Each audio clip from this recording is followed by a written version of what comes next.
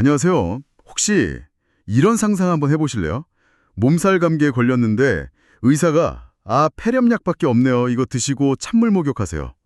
이러면 좀 황당하겠죠. 아, 네, 정말 황당하겠네요. 오늘 우리가 함께 이렇게 좀 깊이 들여다볼 자료가 바로 이런 질문에서 시작하거든요. 우리가 겪는 여러 마음의 어려움들, 그 증상들을 그냥 없애야 할 문제로만 보고 있는 건 아닐까 하는 거죠. 네, 오늘 가져오신 자료가 정신건강의학과 전문의이신 이유경 박사님의 책 증상은 말한다. 정신건강의 길의 일부인데요. 네. 여기서 이제 우울이나 불안, 감각 같은 그런 정신적 증상들이 단순히 병의 징후 이런 걸 넘어서요. 어쩌면 우리에게 뭔가 꼭 필요한 말을 건네려는 신호일 수 있다. 이런 상당히 흥미로운 관점을 보여주고 있습니다. 증상이 말을 건다. 정말 흥미로운 표현인데요. 그럼 이 자료를 통해서 우리가 느끼는 이런 정신적인 고통, 그 이면에 숨겨진 의미는 뭘지, 또 이 증상들을 그냥 피하거나 없애려고만 하는 게 아니라 이걸 통해서 어떻게 우리 자신을 좀 더 깊이 이해할 수 있을지 같이 한번 차분히 들여다보죠. 네, 좋습니다. 단순히 불편함을 없애는 걸 넘어서 그 목소리에 귀 기울여 보는 시간이 되면 좋겠네요. 자, 그럼 뭐부터 이야기해 볼까요? 먼저 많은 분들이 정신적으로 힘들 때 가장 먼저 찾는 게 아마 약물 치료일 텐데요. 그렇죠. 아무래도 빠르고 효과적이니까요. 네. 그런데 이 자료에서는 약물 치료가 때로는 증상의 그 근본 원인 자체를 해결한다기보다는 통증을 잠시 잊게 하는 진통제처럼 작용할 수도 있다고 지적해요. 물론 증상 완화에는 큰 도움이 되죠. 당연히.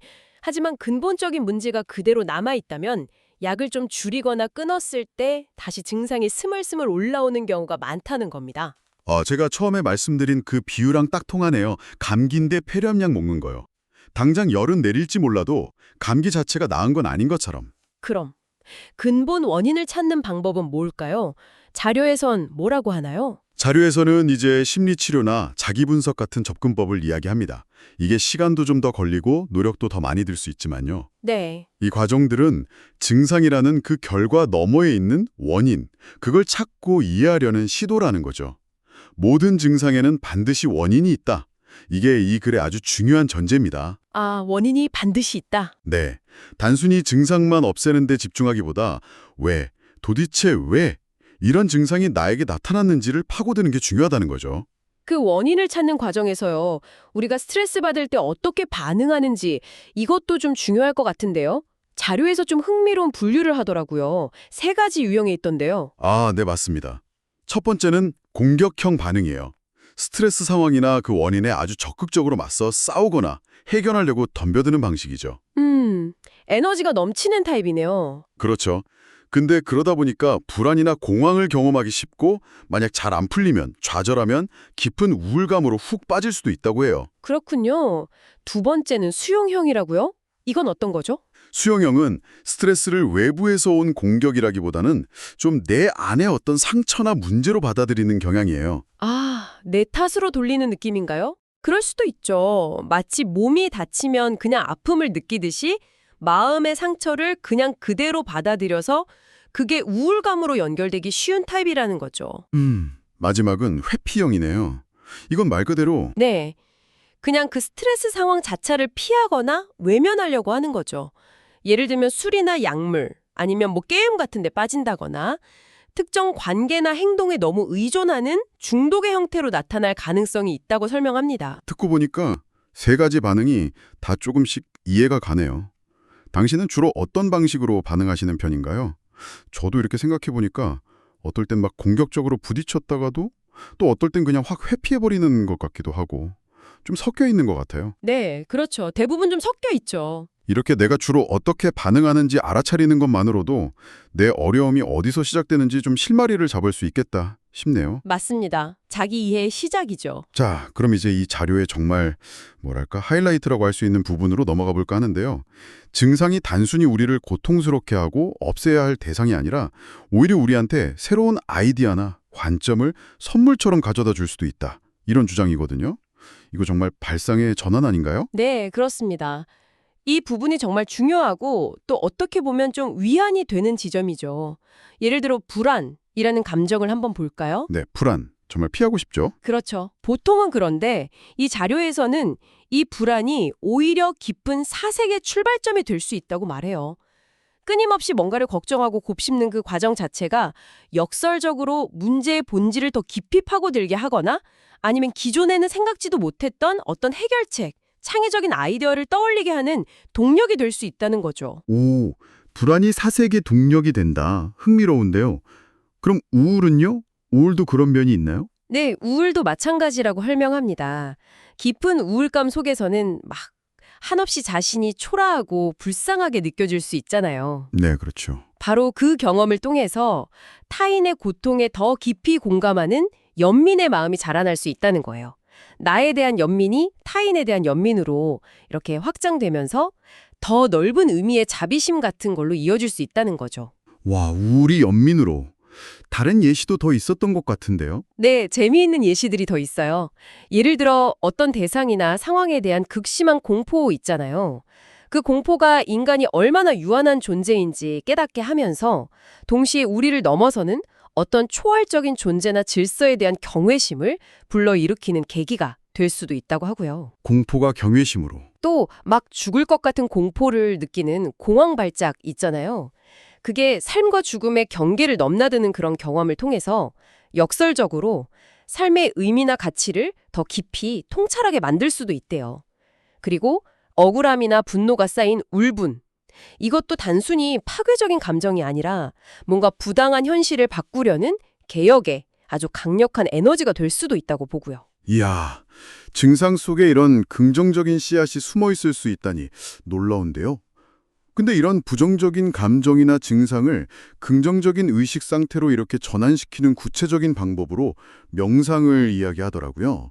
특히 존 카bat-짐 박사의 마음 챙김 명상, 마인드풀니스가 소개되는데 이게 사실 아주 오래된 전통에서 온 거라고요. 네, 맞습니다. 이 마음챙김 명상이 사실은 2500년 전에 붓다가 가르쳤던 호흡 관찰 명상, 아나빠나사티에 뿌리를 두고 있다고 해요. 아, 정말요? 절반 이상이 심리치료의 보조적인 방법으로 권장할 만큼 그 효과를 인정받고 있고요. 한국에서도 이미 한 20여 년 전부터 소개돼서 꽤 널리 활용되고 있다고 하네요. 그럼 이 명상이 구체적으로 어떻게 도움이 되는 건가요? 핵심은 이거예요. 불편한 증상이나 감정이 올라올 때 이걸 억지로 누르거나 막 피하려고 애쓰는 대신에요. 그냥 지금 내 안에서 이런 감정이, 이런 증상이 일어나고 있구나 하고 차분히 알아차리고 관찰하는 연습을 하는 거예요. 알아차리고 관찰한다. 네. 그렇게 함으로써 오히려 그것을 새로운 어떤 깨달음이나 성장의 기회로 활용할 수 있는 가능성을 열어준다는 거죠. 증상을 알아차리고 관찰하는 것. 어쩌면 이게 정말 증상이 보내는 메시지에 귀 기울이는 첫걸음이겠네요. 자, 그럼 이제 여기서 조금 더 깊은 차원으로 들어가 볼까요? 프랑스의 정신분석가 자크 라캉의 이론이 등장하는데 솔직히 라캉 하면 너무 어렵다는 인상이 강하거든요. 네, 그렇죠. 라캉 이론이 확실히 좀 복잡하고 추상적인 면이 많습니다. 이 부분을 좀 쉽게 풀어주실 수 있을까요? 네, 한번 노력해보죠. 자료에서는 라캉이 우리 정신세계를 이해하기 위해서 크게 세 가지 영역으로 나눴다고 설명해요. 상상계, 상징계, 실제계. 상상계, 상징계, 실제계. 네. 네. 아주 간단하게 비유를 들자면요. 상상계는 아기가 거울 보면서 저게 나네 하고 이미지로 자기를 처음 알아보는 단계 같은 거예요. 나와 세상이 아직 명확하게 분리되지 않은 그런 이미지 중심의 세계랄까요? 아하, 거울 단계. 네. 그럼 상징계는요? 상징계는 우리가 이제 언어를 배우고 사회의 여러 규칙이나 법, 문화 속에서 살아가는 현실 세계라고 할 수 있어요. 마치 우리가 도시 안에서 지도, 즉 언어나 규칙 같은 지도를 보고 길을 찾아다니는 것과 비슷하다고 볼 수 있죠. 사회적인 나, 그러니까 주체는 바로 이 상징계라는 지도 위에서 다른 사람들과 관계를 맺으며 살아갑니다. 우리 일상생활 대부분이 이 상징계 안에서 이루어지는 거죠. 네, 여기까지는 어느 정도 따라갈 수 있을 것 같아요. 그런데 진짜 라캉 이론의 핵심은 실제계에 있다고들 하잖아요. 이건 대체 뭔가요? 지도로는 알 수 없는 그런 건가요? 네, 맞아요. 실제계가 라캉 이론에서 가장 중요하면서도 좀 까다로운 개념일 수 있는데요. 방금 말씀하신 것처럼 상징계, 즉 우리의 언어나 기호, 그 지도 같은 걸로는 결코 완전히 담아내거나 설명할 수 없는 진짜 현실, 정말 날 것 그대로의 세계라고 할 수 있습니다. 지도가 아무리 상세해도 실제 땅의 모든 풀 한 폭이 돌멩이 하나까지 다 보여줄 순 없잖아요. 아, 네네. 그런 것처럼 이 실제계는 우리의 그 상징적인 질서, 그 너머에 있어서 우리가 직접적으로 딱 파악하거나 통제할 수가 없는 영역이에요. 지도로는 알 수 없는 실제 땅. 비유가 확 와닿네요. 그런데 이 파악할 수 없는 실제계랑 우리가 겪는 그 증상이 관련이 있다는 거잖아요. 이게 정말 궁금해요. 어떻게 연결되는 거죠? 바로 그 지점이 라캉 이론의 아주 독창적인 부분인데요. 우리가 겪는 불안, 강박, 우울 같은 여러 증상들 있잖아요. 이게 바로 우리가 현실이라고 믿는 그 상징계의 질서가 뭔가 제대로 작동하지 않는 지점, 일종의 균열 지점에서 나타난다고 보는 거예요. 균열이요? 네. 그리고 바로 그 균열, 그 틈새를 통해서 상징계 너머의 실제계가 아주 어렴풋이 모습을 드러낸다는 겁니다. 마치 땅이 이렇게 쩍 갈라진 틈으로 속살이 살짝 보이듯이요. 와, 그래서 라캉이 환상을 가로질러 가라 뭐 이런 말을 하기도 했어요. 우리가 현실이라고 굳게 믿고 있는 그 상징계의 질서, 그 너머, 어쩌면 그게 환상일 수 있는데 그 너머에 진짜 현실을 직면하라는 의미로 해석될 수 있는 거죠. 아, 그러니까 증상이란 건 우리가 만들어 놓은 질서, 그 상징계의 빈틈 같은 거고 그 틈으로 진짜 현실, 실제계의 조각 같은 게 보인다는 거군요.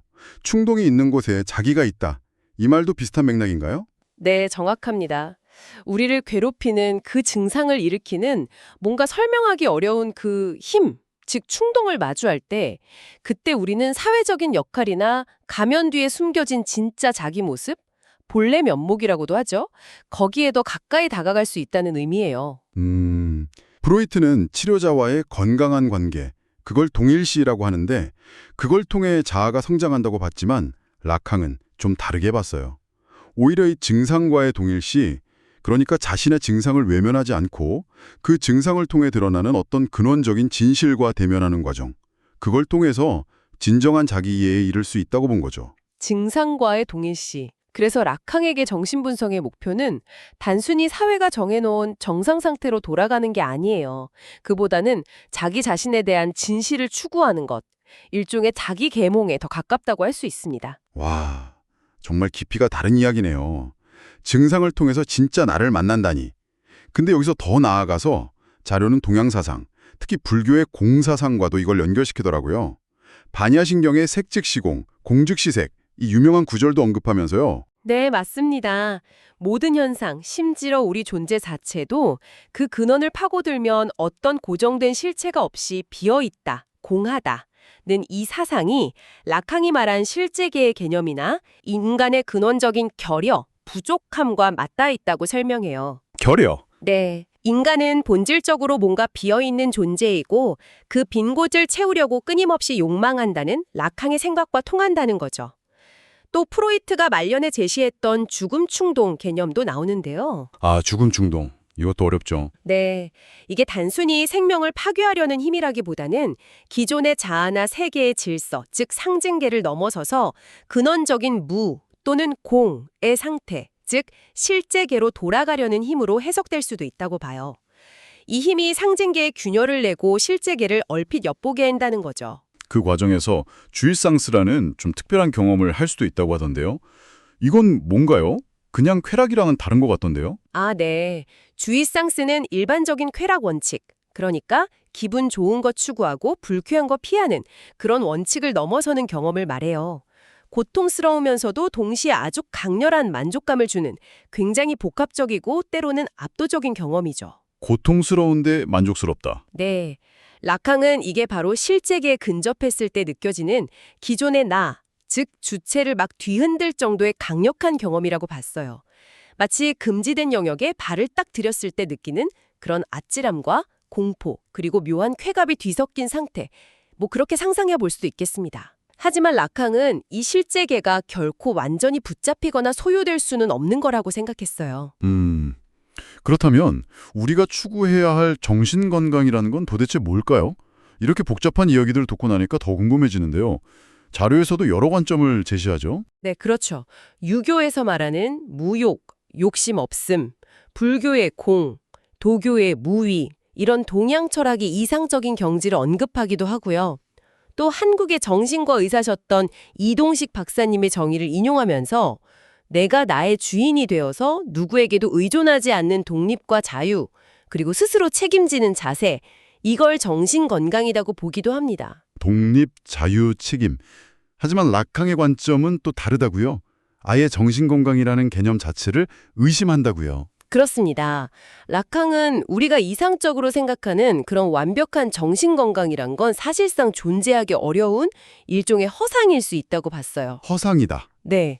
심지어 현대인 대부분은 신경증, 그러니까 끊임없이 의심하고 불안해하는 경향이죠. 아니면 도착증, 사회적 규범을 좀 넘어서려는 경향, 또는 정신증, 자신만의 확고한 신념 체계를 가진 경향, 이 셋 중 하나의 구조를 가지고 있다고 진단할 정도였으니까요. 95%, 4%, 1% 이렇게 나눴던가요? 네, 뭐 그런 식으로 분류하기도 했죠. 거의 모두가 어떤 형태로든 정상 범주에서 벗어나 있다는 거예요. 더 나아가서 철학자 들레즈는 한술 더 떠서 현대 자본주의 사회의 모든 인간은 끊임없이 욕망하도록 만들어진 욕망 기계의 부품과 같고 그런 의미에서 모두가 분열증적이라고까지 말했다고 합니다. 모두가 신경증, 도착증, 정신증 중 하나이거나 아니면 분열증 환자다. 야, 이거 정말 충격적인 진단인데요. 그래서 이 모든 것이 의미하는 바는 뭘까요? 어쩌면 정신건강이라는 완벽한 상태를 추구하는 것 자체가 또 다른 압박이나 환상이 될 수도 있겠다. 이런 생각이 드네요. 네, 그럴 수 있죠. 당신에게 정신건강이란 어떤 모습일지 이 지점에서 한번 스스로에게 질문을 던져보는 것도 참 의미가 있을 것 같습니다. 맞습니다. 그리고 이 논의는 이제 개인의 내면을 넘어서 우리가 사는 사회 전체로 확장될 수 있어요. 아, 사회로요? 네. 저자는 우리가 살고 있는 현대사회, 특히 한국 사회를 극단적 자본주의 사회로 보면서 사람들이 돈이나 어떤 특정한 이데올로기를 너무 맹목적으로 숭배하는 경향이 있다고 좀 비판적으로 지적합니다. 그러면서 철학자 슬라보의 지제계 이야기를 가져오더라고요. 우리가 너무 당연하게 여기는 사회적인 믿음이나 가치관, 그런 이데올로기 자체가 사실은 사회 시스템이 만들어낸 일종의 증상일 수 있다. 이런 거죠. 네, 맞아요. 마치 개인의 증상이 뭔가 밑에 있는 문제를 숨기거나 혹은 드러내는 것처럼 사회 전체의 이데올로기도 그렇다는 거죠. 예를 들면 어떤 게 있을까요? 특정 종교적인 신념이라던가 정치적인 이념 혹은 뭐 무조건 성공해야 한다? 경쟁에서 이겨야 한다는 강박적인 믿음 같은 것들이요. 이런 것들이 사실은 그 사회 구조가 가진 모순이나 문제를 가리는 환상으로 작용할 수 있다는 겁니다. 그렇다면 이 사회적 증상은 어떻게 치유할 수 있을까요? 자료에서는 아주 놀랍게도 바로 그 이데올로기가 환상임을 깨닫는 것 그 자체라고 말해요. 환상임을 깨닫는 것이 치유다. 그럼 깨달으면 어떻게 되는 건가요? 그렇게 우리가 진리라고 철석같이 믿었던 것들의 허상을 딱 직시할 때 비로소 우리는 사회가 만들어 놓은 틀이나 기대에서 벗어나서 스스로 생각하고 판단하는 주체, 자료에서는 이걸 까다로운 주체라고 표현했는데 그런 존재로 거듭날 수 있다는 겁니다. 까다로운 주체. 그러니까 세상이 보여주는 대로 그냥 쉽게 속거나 따라가지 않고 좀 비판적으로 질문하면서 자기 길을 가려는 사람. 이런 의미겠네요. 네, 그런 의미에 가깝다고 볼 수 있겠죠. 라캉의 말 중에 속지 않는 자가 방황한다는 인용구가 마지막에 나오는데 이게 참 많은 생각을 하게 만드네요. 어쩌면 지금 내가 뭔가에 대해서 막 고민하고 방황하고 있다면 그게 오히려 내가 세상의 어떤 환상에 속지 않고 진실에 더 가까이 다가가고 있다는 긍정적인 신호일 수도 있겠다. 뭐 이런 생각도 들고요. 정확히 그렇습니다. 오히려 아무런 의심이나 방황 없이 너무나 매끄럽게 세상에 잘 적응하고 있다면 혹시 나도 모르는 사이에 어떤 거대한 환상 속에서 그냥 안주하고 있는 건 아닌지 한번 돌아볼 필요가 있다는 그런 메시지일 수도 있겠죠. 네, 오늘 우리는 이유경 박사님의 글을 바탕으로 이 정신적 증상이라는 주제를 정말 여러 각도에서 깊이 파고 들어봤습니다. 증상을 단순히 없애야 할 문제로만 보지 않고 그 안에 담긴 메시지, 또 새로운 관점의 가능성, 더 나아가서는 우리가 사는 현실 너머의 실제에 대한 단서, 그리고 사회적인 의미까지 정말 넓게 탐색해 볼 수 있었네요. 증상에 대해서 아주 새롭고 어떻게 보면 좀 도전적인 시각을 만난 것 같습니다. 네. 오늘 나눈 이야기의 핵심은 아마도 당신이 경험하는 그 불편한 증상들이 어쩌면 고통만을 주는 게 아니라 당신 자신을 더 깊이 이해하고 또 성장하도록 이끄는 중요한 초대장일 수 있다는 것 아닐까 싶어요. 초대장. 네. 그러니까 증상을 무조건 외면하거나 막 서둘러서 없애려고만 하기보다는 잠시 좀 멈춰서서 그 증상이 지금 당신에게 어떤 이야기를 들려주려고 하는지 그 목소리에 한번 귀 기울여보는 시간을 가져보는 건 어떨까 제안하고 싶네요. 오늘 저희 대화가 당신의 경험을 조금 다른 시선으로 바라보는데 작은 도움이 되었기를 바랍니다. 네, 마지막으로 이런 질문을 던져보면서 마무리할까 합니다. 혹시 지금 당신이 느끼고 있는 어떤 불편함 아니면 불안감 혹은 방황 같은 것들이요.